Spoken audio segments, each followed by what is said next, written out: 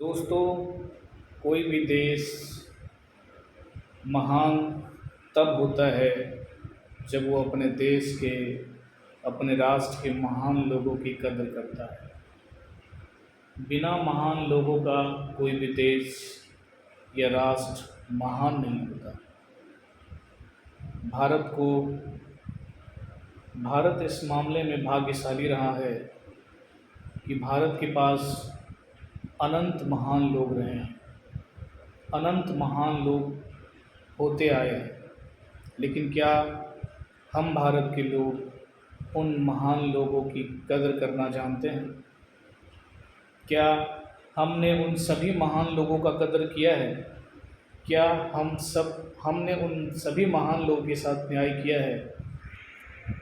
दोस्तों, ऐसे ही महान लोगों में से एक बड़ा नाम, जो कि लिविंग लेजेंड है, अभी भी जीवित हैं, साइंटिस्ट नंबी नारायण,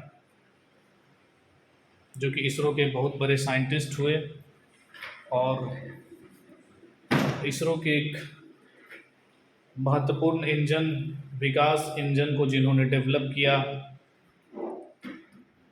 इतना ही नहीं दोस्तों, सन 94 से पहले ही वो भारत के लिए क्रायोजेनिक इंजन बनाना चाह रहे थे और उस पर वो काम कर रहे थे, लेकिन उसी समय उनको केरला पुलिस द्वारा गिरफ्तार कर लिया जाता है, ये कहते हुए कि उन्होंने क्रायोजेनिक टेक्नोलॉजी पाकिस्तान और दूसरे देशों को क्रायोजेनिक टेक्नोलॉजी की संरचना ड्राइंग्स बेची है। नंबी नारायण को 50 दिनों तक जेल में रहना पड़ता है। केरला पुलिस की एसआईटी इसकी जांच करती है, फिर इसमें सीबीआई आती है, फिर ये मामला सुप्रीम कोर्ट में जाता है और लगभग 24 साल बाद 2018 में सुप्रीम कोर्ट का एक निर्णायक और ऐतिहासिक फैसला आता है। सुप्रीम कोर्ट कहती है कि नंबी नारायण के ऊपर लगाया गया यह मुकदमा बिल्कुल ही फर्जी है और केरल सरकार को यह आदेश देती है कि नंबी नारायण को इस झूठे मुकदमे की वजह से जो नुकसान हुआ है उनको उसका कंपनसेशन मिलना चाहिए और उनको 70 लाख रुपया देने का आदेश देती है। 2014 में जब राज्यसभा लोकसभा का इलेक्शन होने वाला था, तो उस समय बीजेपी ने नंबी नारायण के मुद्दे को हाईलाइट किया था, प्रकाश में लाया था और प्रधानमंत्री ने अपने एक भाषण में कहा था, the carrier of patriotic scientist Nambi Narayan was destroyed. अंग्रेजी में उन्होंने ये भाषण में कहा था। 2019 में भारत सरकार उनको पद्म भूषण के सम्मान से सुशोभित करती है। दोस्तों, आखिर ऐसा क्यों होता है हमारे देश में?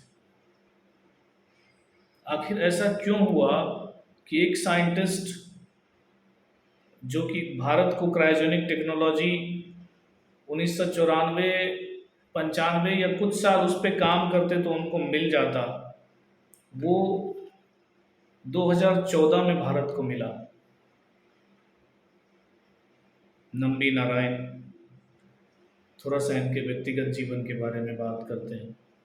दोस्तों, 1941 में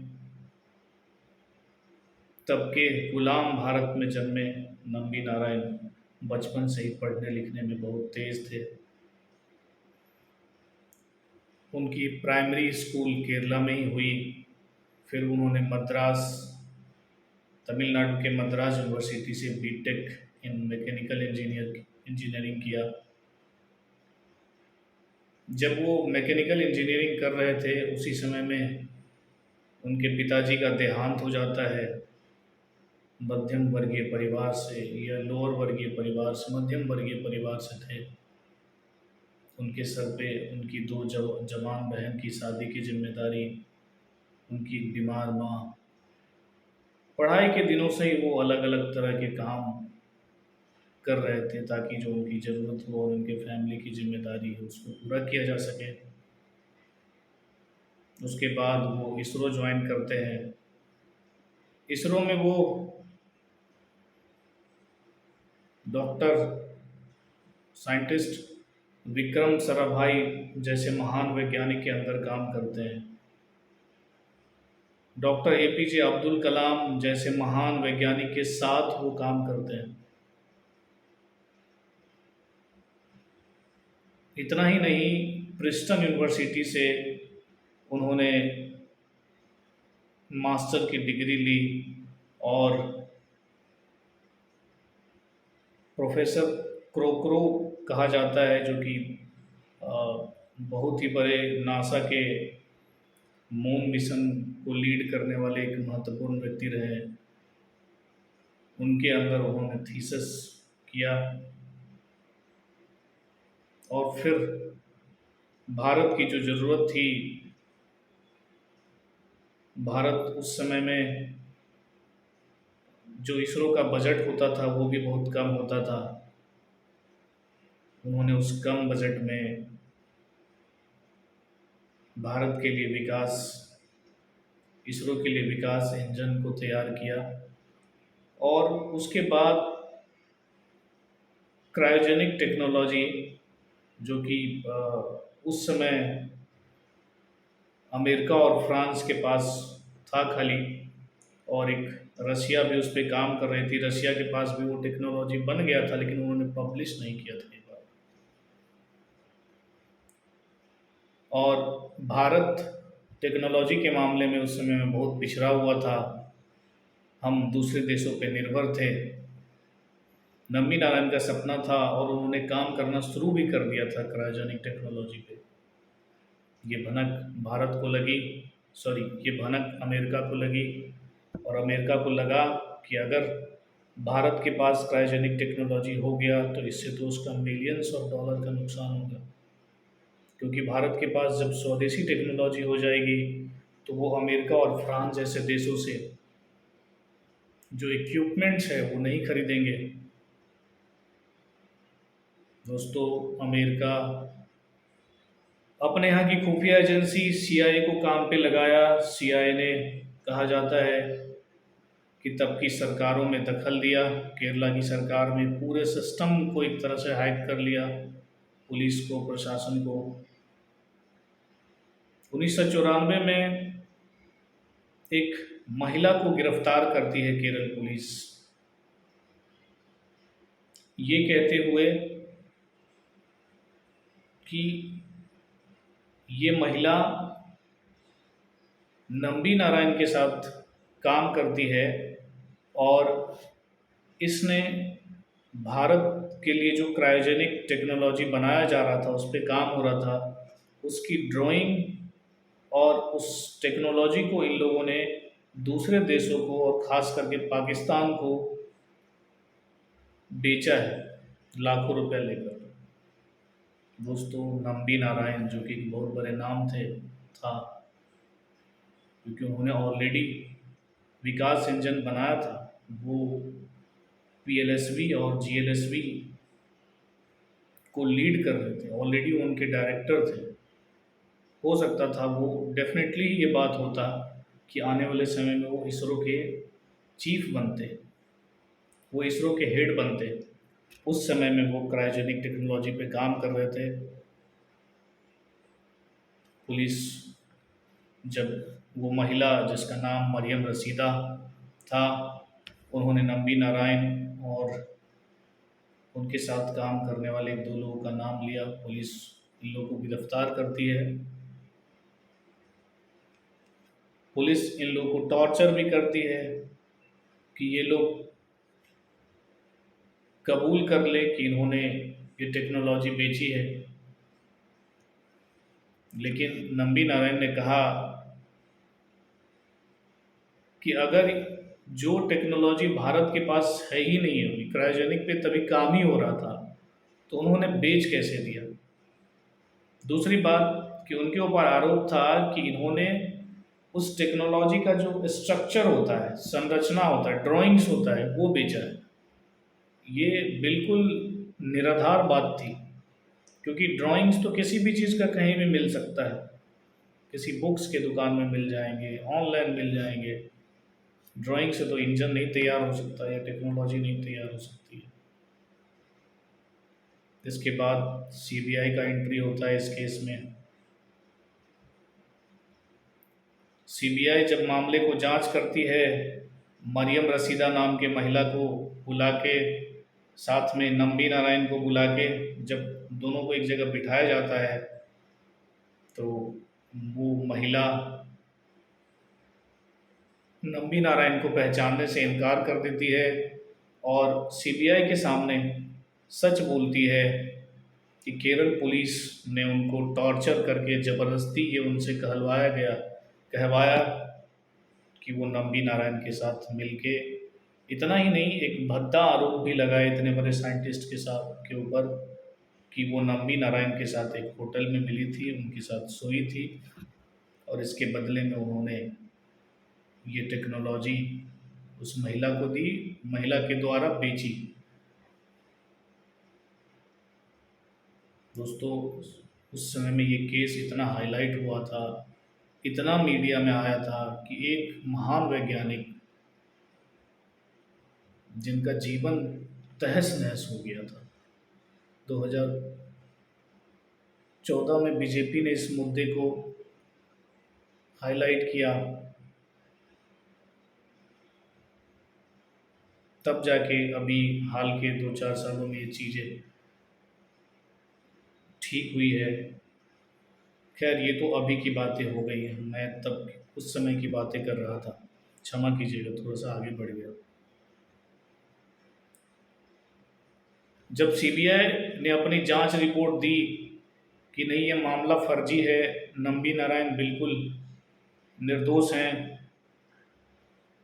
केरला सरकार ने सीबीआई के जांच को लगभग खारिज कर दिया और इस मामले की जांच, इस केस को फिर से खोल दिया। नंबी नारायण भी कोई कमज़ोर व्यक्ति थे नहीं, वो मजबूत व्यक्ति थे। सुप्रीम कोर्ट में बात गई, सुप्रीम कोर्ट में बात चलती रही। ये बात तो सीबीआई ने पहले ही कह दिया था, साबित हो गया था कि वो निर्दोष हैं। लेकिन केरला सरकार को पता नहीं क्या इंटरेस्ट था इसमें। पुलिस, खास करके वहाँ के जो बड़े बड़े अधिकारी थे पुलिस में, जो डीजीपी हो गए, उस एरिया का एसएसपी, इन लोगों को क्या इतना था इस केस में इंटरेस्ट कि सीबीआई के जांच को, सीबीआई के रिपोर्ट को ही खारिज कर दिया केरल की सरकार ने और फिर से इस केस को खोल दिया। ये केस चला सुप्रीम कोर्ट में और वो दिन सितंबर 2018 में चीफ जस्टिस दीपक मिश्रा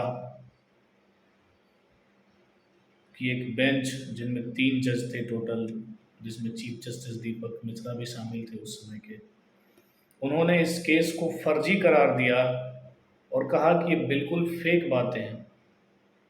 उनके ऊपर जो एलिगेशन लगाए गए थे उसका कोई तथ्य नहीं था।